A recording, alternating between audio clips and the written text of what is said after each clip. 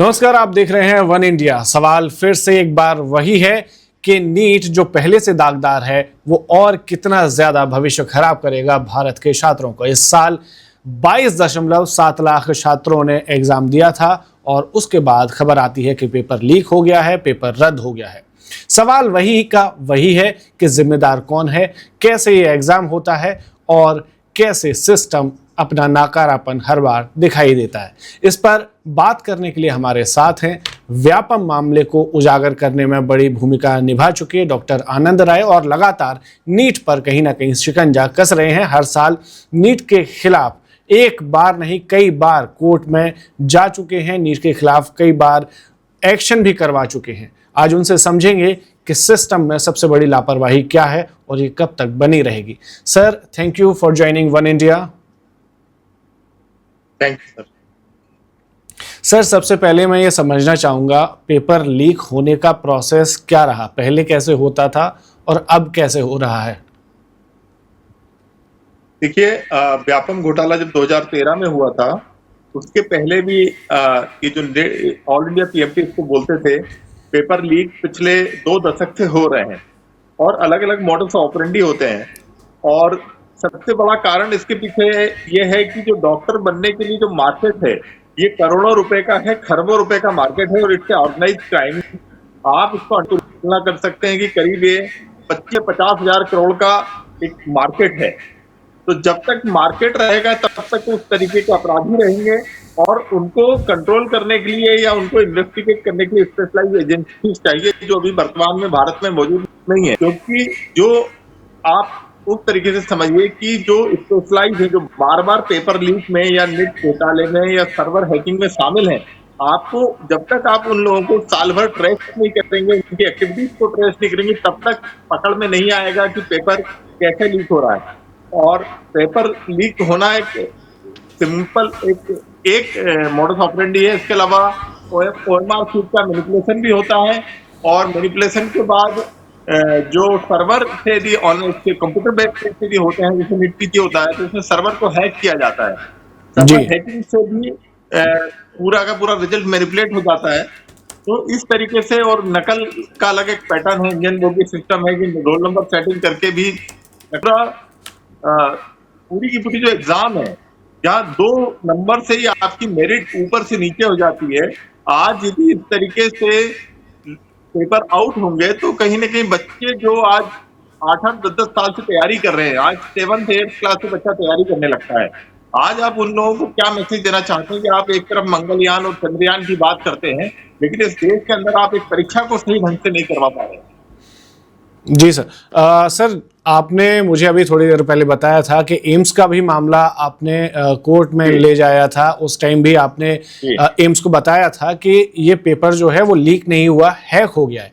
ये हैक हो सकता है? जी बिल्कुल हैक हो सकता है। 2017 में मैंने इसकी कंप्लेंट की थी और एम्स का पेपर लीक था और टीसीएस ने परीक्षा करवाई थी और हम लोगों ने सीबीआई ने इसमें क्राइम रजिस्टर किया था और जो चार्जशीट थी उसको मैंने दिल्ली हाईकोर्ट में चैलेंज भी किया था। लेकिन सरकारें खुद नहीं चाहती हैं कि इस चीज को अच्छे से इन्वेस्टिगेट करना कि कहाँ पर ग्लिचेस हैं, कहाँ फॉल्ट है।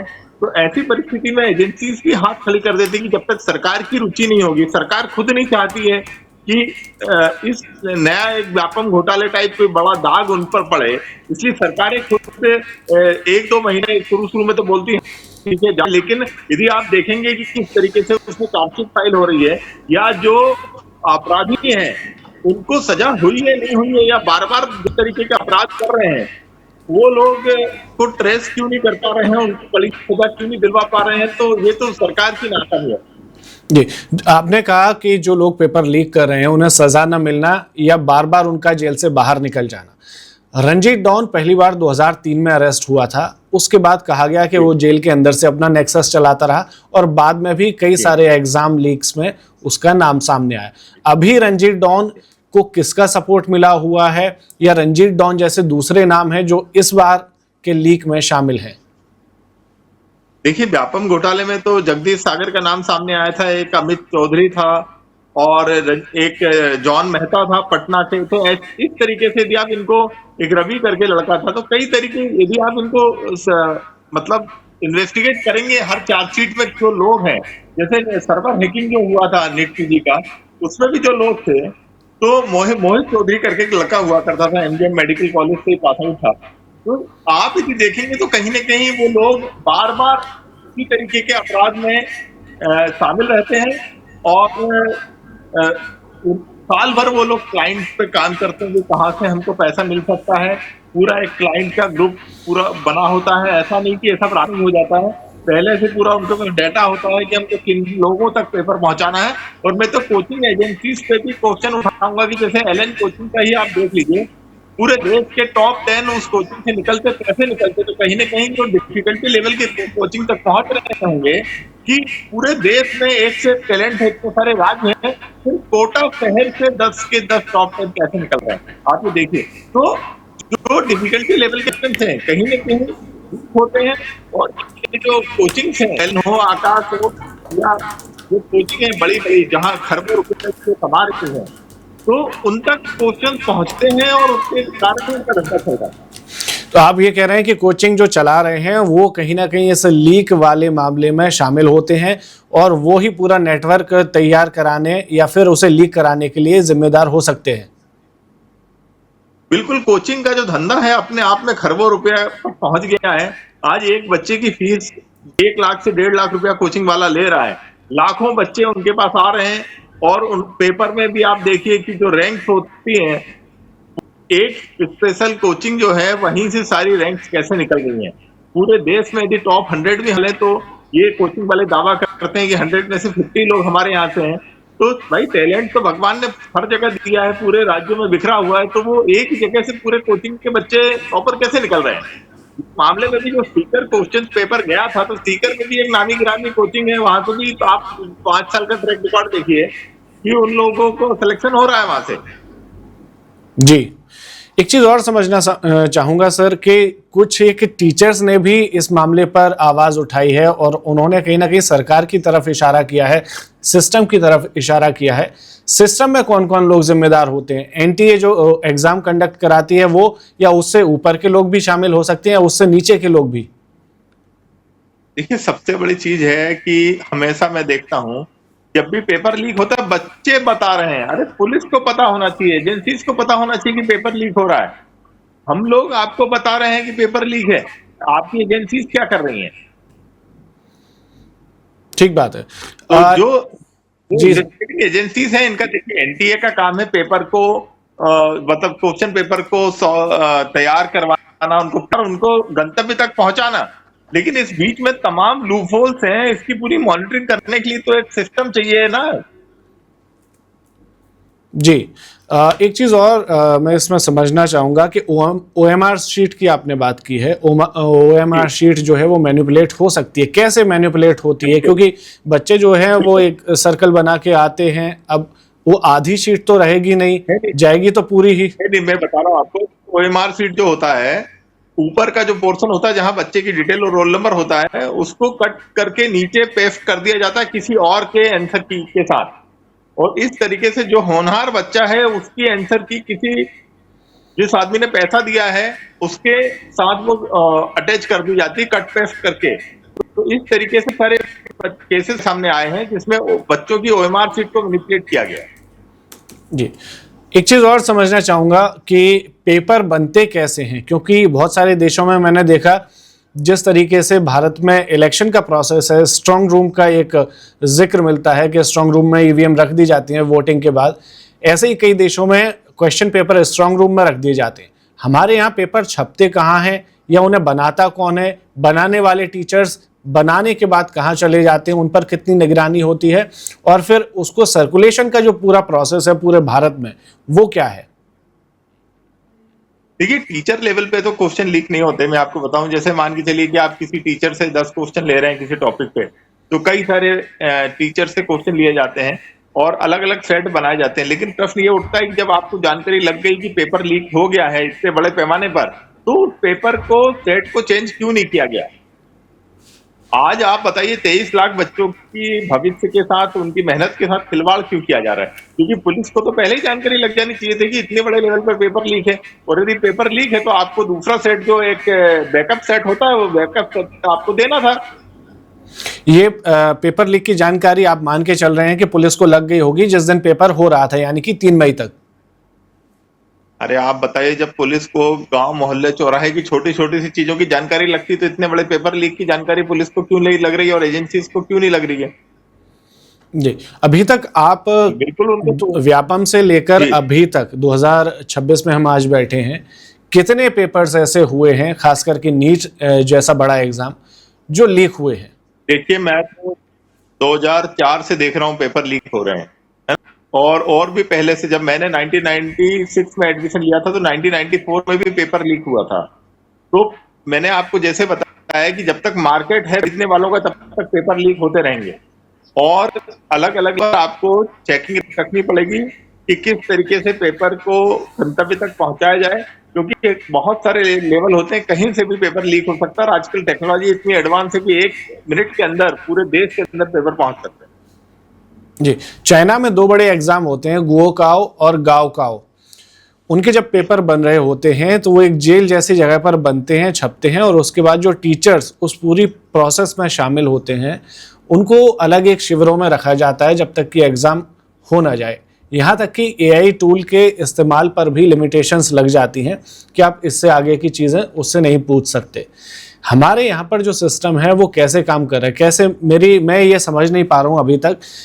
इतनी खबर आ जाती है कि पेपर लीक हो गया है, पेपर भी आ जाएगा व्हाट्सएप पे, लेकिन पेपर लीक कहाँ हो रहा, कैसे हो रहा, ये कैसे पता चलेगा? नहीं, पता चल जाता है। आपका इंटेलिजेंस अच्छा होना चाहिए, इंटेलिजेंस सिस्टम अच्छा होना चाहिए भाई। जब आईबी को आपने राजनीतिक काम में लगा रखा है, इंटेलिजेंस ब्यूरो को, कौन सा विधायक क्या कर रहा है, कौन सा सांसद क्या कर रहा है, कौन सी पार्टी क्या कर रही है, अरे आईबी का काम है। आईबी को लगाइए आप कि नेट का पेपर है, 1 महीने पहले से उसको सक्रिय करिए। कौन कौन लोग हैं, पिछले 20 सालों में कितने पेपर आउट करवाया, उनका सारा डोजियर निकालिए, उनका क्राइम रिकॉर्ड निकालिए, उनका लोकेशन देखिए, उनका जीपीएस लोकेशन देखिए, कहाँ मूव कर रहे हैं, क्या कर रहे हैं, उनका इंटरसेप्ट का कॉल व्हाट्सएप इंटरसेप्ट करिए, अपने आप पता चल जाएगा क्या कर रहा है कौन आदमी। रातों रात कोई आदमी नया खिलाड़ी थोड़ी इस मार्केट में आएगा। जी, कितने नाम हैं जो आप हमें गिना सकते हैं जो इस पूरे बिजनेस में शामिल हैं लेकिन सजा नहीं हुई है, जेल गए, बाहर आ गए? देखिए, कई नाम है। डॉक्टर जगदीश सागर है, जेल गए, जमानत पे हैं। उसके बाद फिर यहाँ पर कई प्राइवेट मेडिकल कॉलेज के मालिक हैं मध्य प्रदेश में। उसके बाद फिर एक रवि अत्री करके एक लड़का था, वो 1 से ज्यादा मामलों में उसका नाम आया। मोहित चौधरी का नाम 1 से ज्यादा मामलों में नाम आया। रंजीत डॉन का 1 से ज्यादा मामलों में नाम आया। जॉन मेहता पटना का है, उसका नाम कई बार आया। तो इस तरीके से कई सारे लोग हैं जो रिपीटेडली ये काम कर रहे हैं, और सिर्फ एक नीट का सवाल नहीं है, राष्ट्रीय स्तर की और भी जो बड़ी परीक्षाएं हैं उनके पेपर भी लीक हो रहे हैं, और उन पे सरकारों को सख्ती बरतनी चाहिए। आखिरी किंग पिन तक कभी सुई पहुंची है? किंग पिन तो सरकार होती है ना साहब, सरकार के संरक्षण में तो सब पलता है। वो चाहे कांग्रेस की हो या बीजेपी की हो। और कांग्रेस बीजेपी की नहीं है, आजकल पॉलिटिशियन जो है, नेता जो है और ब्यूरोक्रेट हैं, वो उनको पैसे की इतनी हो गई है, भूख हो गई है कि वो नैतिक मापदंड, नैतिक मूल्यों को तो सब भूल चुके हैं आज। जी, मैं यहाँ पर कई सारी चीज़ें हैं, दुविधाएं हैं। बच्चों से भी मैंने बात की है कल, और जो टीचर्स हैं उनको पढ़ाते हैं उनसे भी बात की है।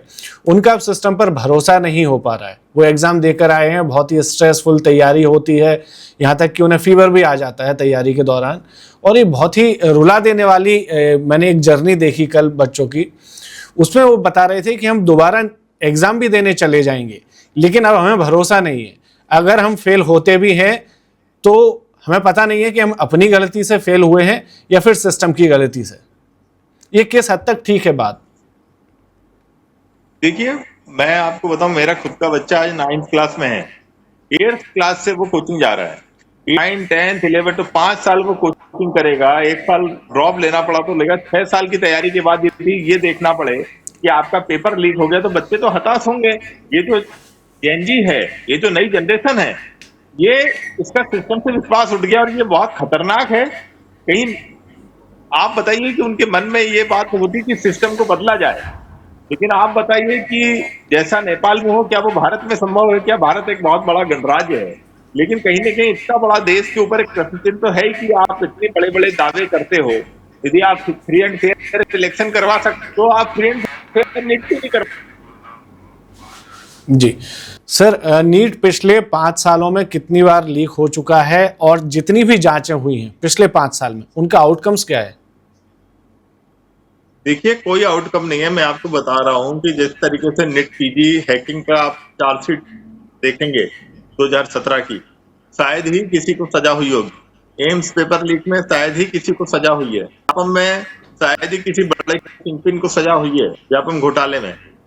और जो पॉलिटिशियन है जो कहीं ना कहीं इसके ऊपर हैं, उनका उनका तो कुछ भी नहीं हुआ। दिन प्रतिदिन वो तो बढ़ते जा रहे हैं। और हमारे यहाँ जो टेक्निकल एजुकेशन मिनिस्टर थे लक्ष्मीकांत शर्मा, वो 2-2.5 साल जेल में रहे, जमानत पे छूटे आ गए।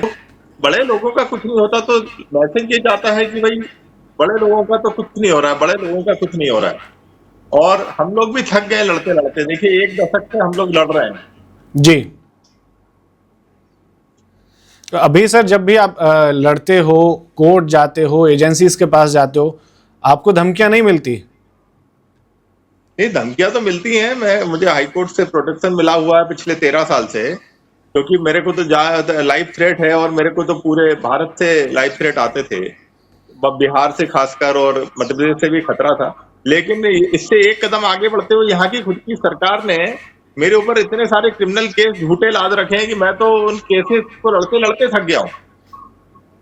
मतलब मैंने पिछले बार अभी 2023 में एक परीक्षा की सीबीआई जांच की मांग की तो मेरे ऊपर एट्रोसिटी एक्ट में मुकदमा कायम कर दिया। मैंने मांग की कि ये पेपर लक्ष्मण सिंह के मुख तक कैसे पहुंचा, इसकी जांच की जाए। शिवराज सिंह चौहान ने अपने जो उनके जो पीए हैं, जो आदिवासी वर्ग से, उनसे मेरे ऊपर एट्रोसिटी एक्ट में मुकदमा कायम करवा दिया कि भाई मैं लक्ष्मण सिंह हूं, मुझे डिफेंड किया गया।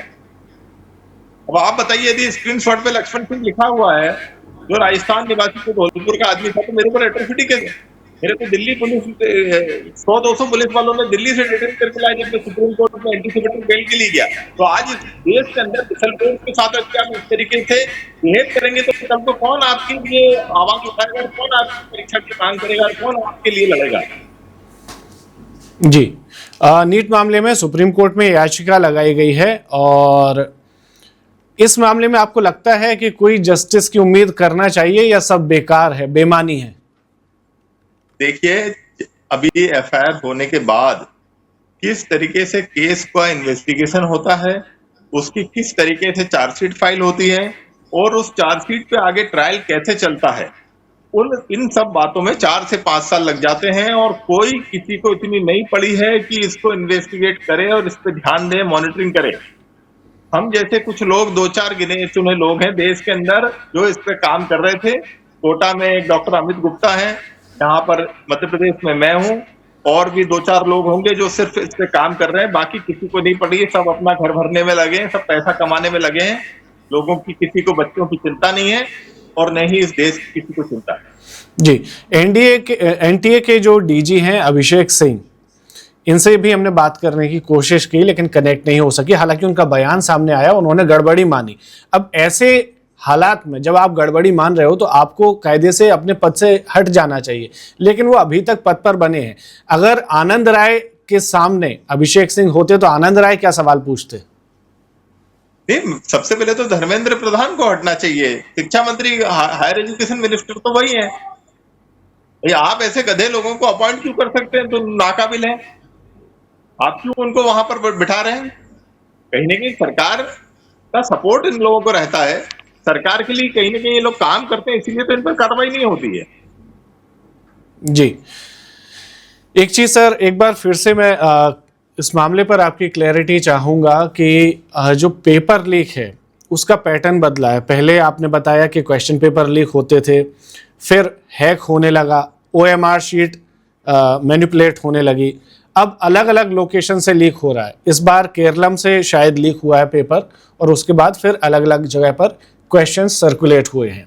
लीक हुआ है या हैक हुआ है वो अभी जांच में शायद पता चले। ये कैसे काम करता है पूरा नेटवर्क? देखिए, दो तरीके के एग्जाम है, एक ओएमआर बेस्ड एग्जाम होता है और एक सीबीटी कंप्यूटर बेस्ड टेस्ट होता है। तो सीबीटी तो हैकिंग, सर्वर हैकिंग से होता है। इसमें एक एमी एडमिन सॉफ्टवेयर का नाम आया था बीच में, सॉफ्टवेयर इंस्टॉल कर दिया जाता है और वो सॉफ्टवेयर ऑटोमेटिक स्क्रीनशॉट लेते जाता है स्क्रीन से और उनको सॉल्वर तक पहुंचाते जाता है, सॉल्वर की ईमेल आईडी तक, और वहां पर बैठ के सॉल्वर उसको पेपर को सॉल्व करते हैं, एक आंसर की बनाते हैं, उस आंसर की को फिर पूरे कंट्री के अंदर वो लोग सर्कुलेट कर देते हैं। ये जी। तो ऑनलाइन एग्जाम का मैं बता रहा हूँ। और दूसरा जो ओएमआर शीट वाला जो मामला है, ओएमआर शीट मैनिपुलेशन एग्जाम के बाद होता है और पेपर लीक जब पेपर डिस्ट्रीब्यूट होता है, अलग अलग सेंटर तक पहुंचता है, कोरियर कंपनियां पहुंचाती है, तो कोरियर कंपनी के माध्यम से या जो डिलीवरी कर रहे हैं उनके माध्यम से ये लीक हो सकता है। इस पे मॉनिटरिंग की जरूरत है। सबसे बड़ी चीज मैंने आपको बताई कि आपको पेपर के पहले 12 घंटे पहले सारी देश की एजेंसी को इस काम में लग जाना चाहिए कि कहीं पेपर लीक तो नहीं हो रहा। देश की एजेंसीज क्या कर रही हैं, आईबी क्या कर रही है। मैं तो आईबी से क्वेश्चन करता हूँ ना कि ये पेपर लीक का सबसे पहले आईबी को क्यों नहीं पता चला। ठीक बात है। ओएमआर शीट की आपने बात कही है, उसमें दो सेक्शन बताए हैं, एक जहां पर स्टूडेंट अपनी एंट्री करते हैं और दूसरा जहां पर उन्हें वो शीट फिल करनी होती है। इन दोनों पर मैंने देखा है कि नंबर एक ही रहते हैं, सीरियल नंबर रहता है। वो ओएमआर शीट के जो एंट्री वाला पोर्शन है उस पर भी सेम रहेगा और नीचे वाला नंबर है वो भी सेम रहेगा, तो नंबर भी मैनिपुलेट हो सकता है। सब कुछ मैनिपुलेट होता है, बहुत सारी चीजें, खासकर प्राइवेट को। मैं आपको बताऊं, कुछ उदाहरण बताऊंगा कि जैसे मान के चलिए आपके 90%, अब यदि आपके 90% आ रहे हैं तो आप एक गवर्नमेंट कॉलेज को ऑप्ट करेंगे क्योंकि वहां फीस कम है।